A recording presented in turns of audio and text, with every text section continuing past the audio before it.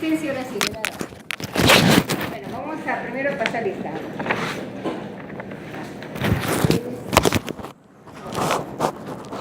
Sí, Cristiano. Por favor, les pido. Bueno, por hoy día están un momentito. ¿Aló, sí? Dime, ¿estoy en clase?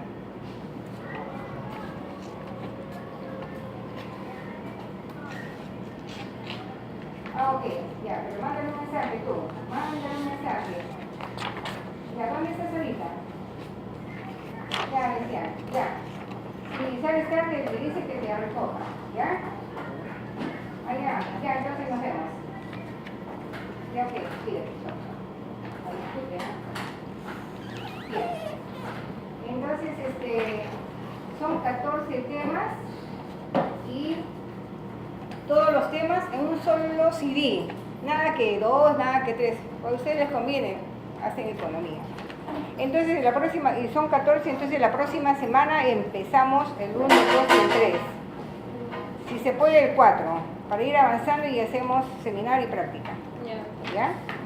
Yo quiero saber la fecha de las fechas del examen práctico y la fecha del examen teórico, aunque todavía no se ha puesto fecha del teórico del primer capítulo. Sí, doctora, ya lo pusimos. El primer teórico va a ser el martes 22 de mayo, a las 2 de la tarde. Ajá. Está ahí, doctora. Acá está, doctora. Esta es la lista de su anterior grupo, el La lista de actual matriculados. y el seminario. Eso sí lo tengo. Cronograma. El lunes me toca clase. Ya. Y acá está el cronograma del examen. Sí, Sí, acá acá está todos el los fondo. 300. Los 300 aparte de todos. A ver. Examen teórico, examen práctico 13 del 6 del 18 para la segunda unidad. Y de esta unidad. El segundo teórico de esta unidad al respiratorio va a ser el... No, de la primera de generalidades, ¿cuándo es? Va a ser el día martes 22 de mayo. Ah, eso quería, ya. De eso, ya. Bien, entonces vamos a... Por favor, guerra avisada no mata gente.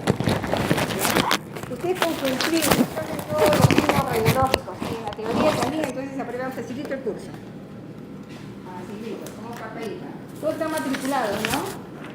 Ya, muy bien. Entonces, yo pregunto porque a veces hay alumnos que no están matriculados y uno les piensa que están matriculados porque la asistencia nunca viene en su momento, siempre viene a mitad de año, entonces... No, sí, doctora, por ¿Qué eso... pasa? Entonces tengo el problema de que a veces uno no está matriculada, por ejemplo, 2 alumnos de este grupo y yo les pongo que así no son las cosas. ¿No? ¿Ustedes qué dicen? Sí, doctora. Bien.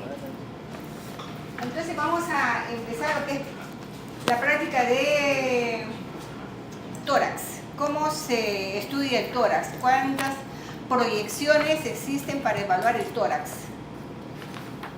Vamos a ver cómo me sale. Porque la primera es que estoy haciendo así. Doctora, con esto. Ya. Porque mayormente yo lo hago con placas. Y como veo que mayormente casi se han actualizado, todo ahora hacen en PowerPoint, ¿ves cómo nos sale? Si no, ya la siguiente hacemos en placas. Ya. Entonces, es importante nosotros en una placa de tórax reconocer las densidades. En una placa de tórax tiene que estar bien centrada y vamos a reconocer la densidad de aire, que es el color negro. Entre costilla y costilla vamos a encontrar estas imágenes negritas, que es el aire. Ese aire se encuentra en los alvéolos pulmonares. Cuando los alvéolos pulmonares está reemplazado, el aire sale y ocupa el agua, ocupa un tejido tumoral, entonces vamos a ver imágenes opacas, imágenes blancas. Pero normalmente el aire en los pulmones lo vamos a encontrar de color negro. Después vamos a encontrar la parte grasa, que es un color casi gris. ¿Por qué es un color casi gris? Porque va a absorber más radiación. El aire, acuérdense, los rayos entran y pasan, entonces lo vamos a ver negrito. En cambio, cuando hay grasa lo vamos a ver gris, por ejemplo, en las mamas, ¿no? En las mamas son mamas densas, entonces vamos a encontrar un contraste medio gris, porque los rayos entran y ahí se va a quedar en la grasa, porque no va a encontrar aire. Otra característica en cuanto a densidades es el agua. El agua lo vamos a encontrar un gris claro, que varía, ¿ya? Mayormente esta densidad la vamos a encontrar en las estructuras como los músculos, por ejemplo acá tejido de la pared torácica, los vamos a encontrar también parte de las vísceras, en los vasos, ¿no?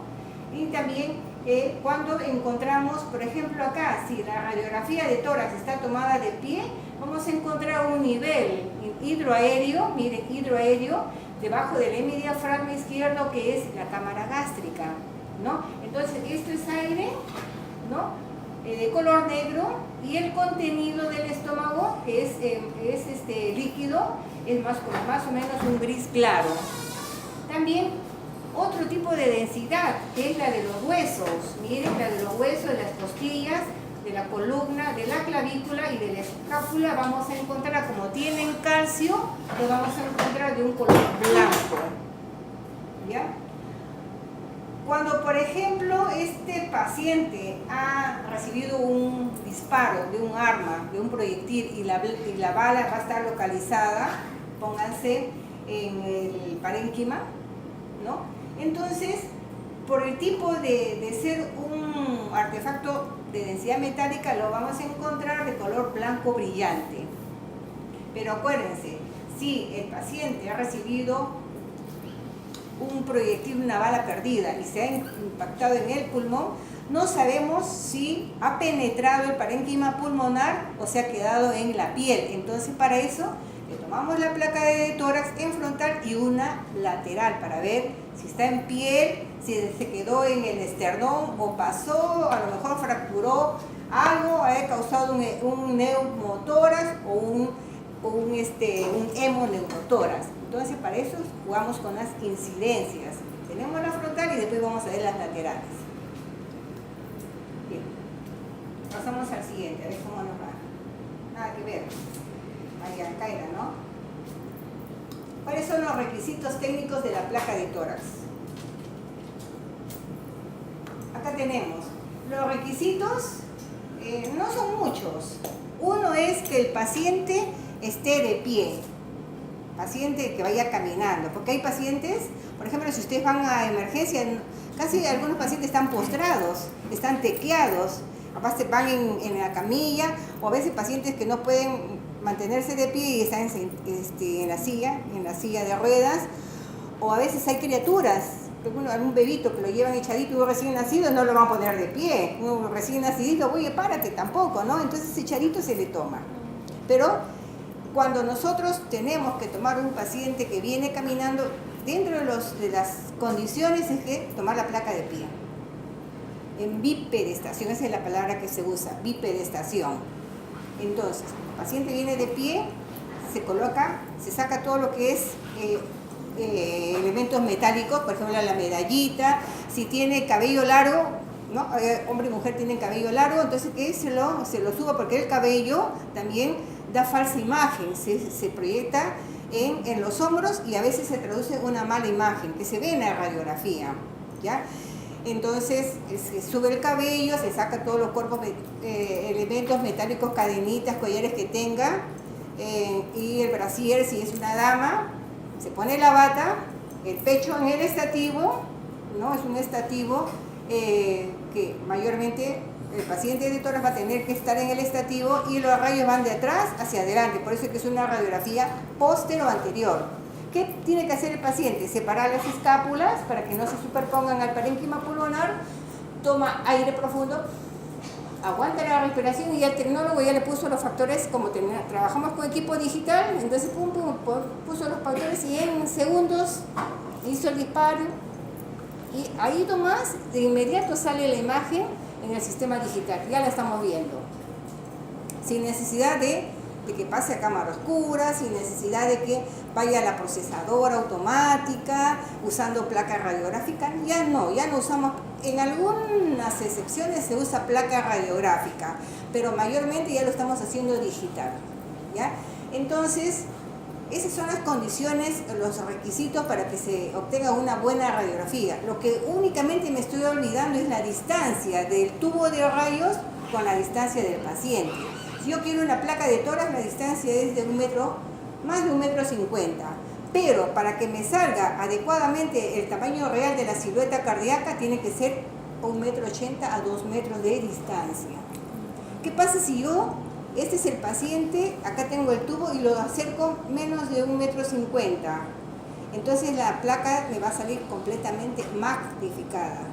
Entonces no voy a poder evaluar el área cardíaca, porque lo voy a ver grande. Entonces, tiene una cardiomegalia. No, tenemos que cumplir con la distancia adecuada para que la silueta cardíaca y el parénquima pulmonar tengan unas dimensiones reales para poder informar. ¿Y por qué la tomamos en inspiración profunda? Porque si lo tomamos botando el aire, ¿qué pasa? Que los hemidiafragmas suben.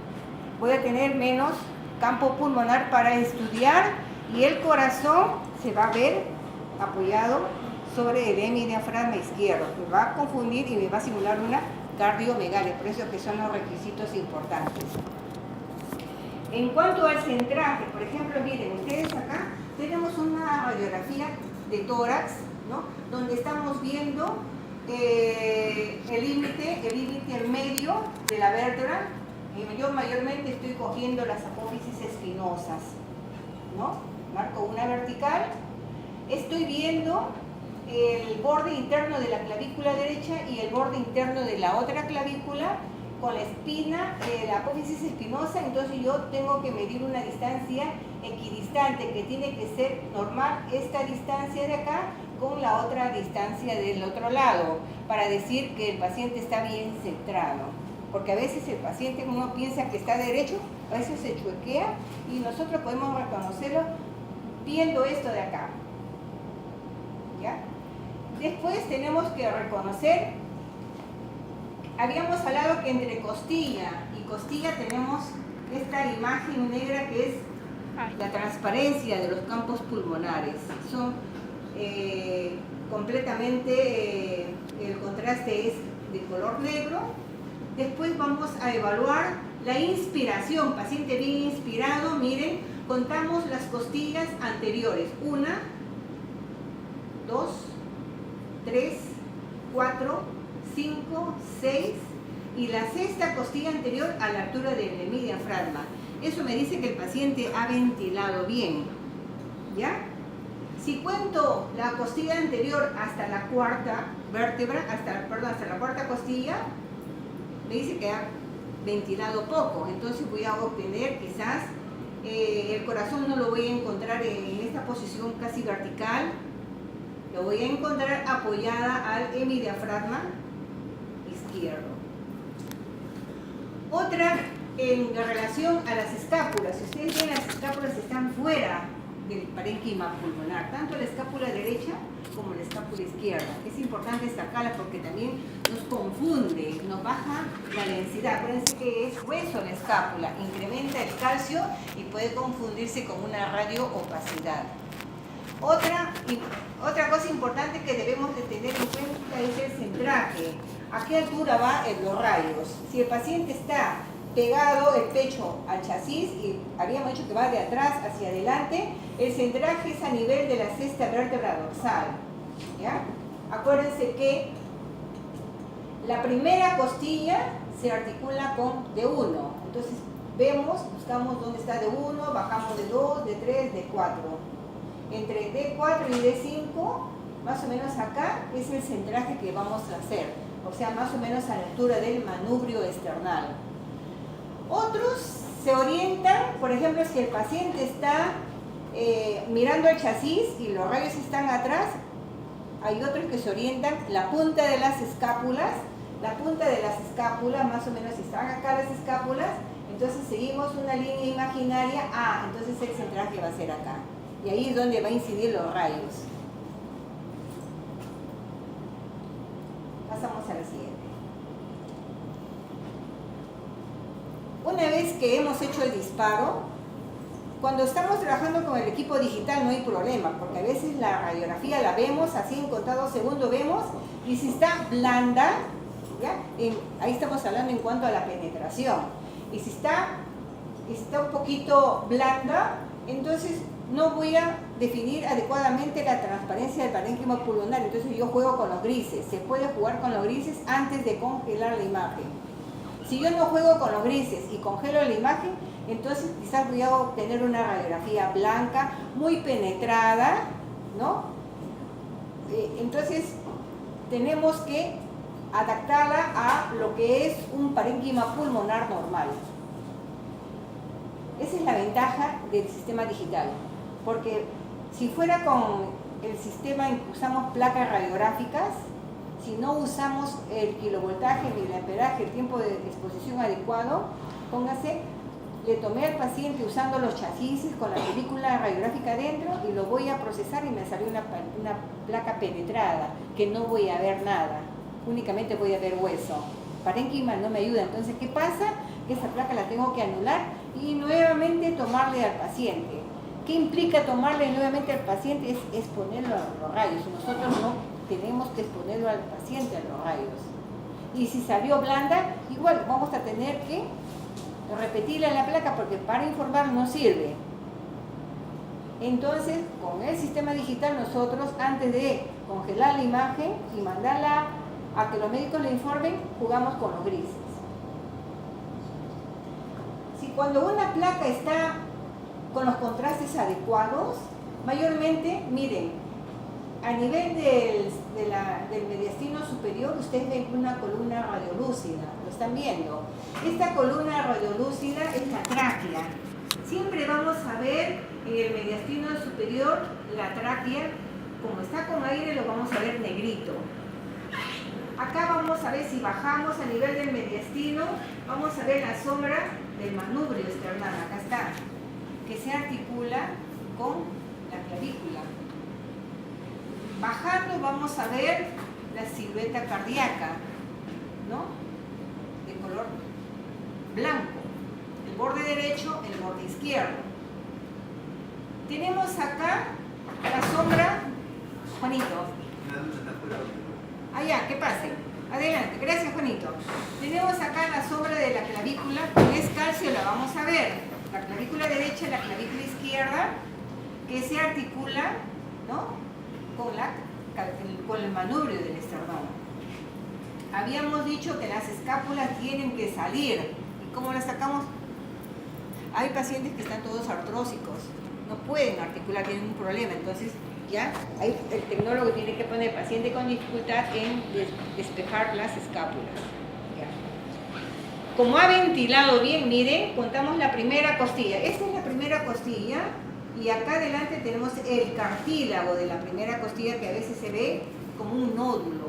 Miren, este es el cartílago de la primera costilla. Contamos primera costilla anterior, segunda costilla anterior, tercera, cuarta, quinta, después tenemos acá la sexta, la séptima. O sea que el paciente ha ventilado bien, ha tomado aire, es por eso que el corazón lo vemos alargado.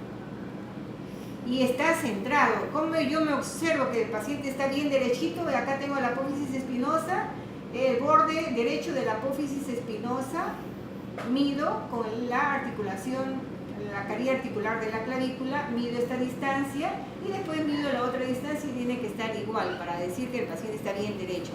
Eso me interesa cuando queremos evaluar el tamaño del corazón. Y si, por ejemplo, yo no quiero contar las costillas anteriores, cuento las posteriores, novena o décima posterior, paciente bien ventilado. Por favor, si ustedes están con sueño, díganme nomás y vayan a lavarse la cara. O si no, comen su caramelito, así de vez en cuando lo sacan para que no se me duerma. ¿Ya? Yo no me molesto porque yo he pasado por eso también. Están encima de lo que han almorzado, están haciendo la digestión y de eso es lo que da.